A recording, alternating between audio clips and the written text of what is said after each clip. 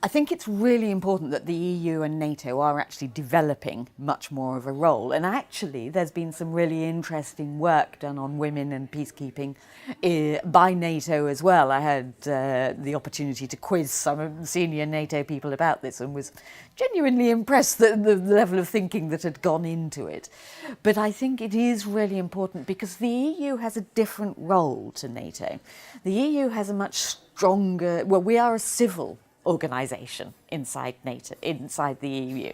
So our work should be complementing the NATO work that's happening and indeed have a much different focus to a lot of the work that NATO does. So whilst we should recognise the work that NATO has done on gender, a kind of gendered policy in terms of security and peacekeeping, there are things that the EU can do because we have a different function and we have a different reach in societies and in communities.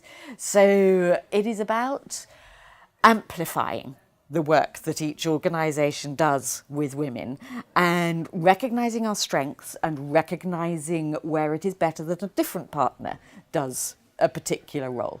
So I think it is valuable that we're talking to each other.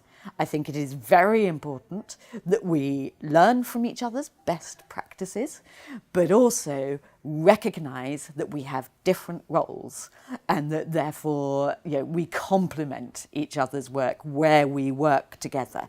And so it is important that that's happening, but there's obviously a greater depth of understanding has to go moving forward.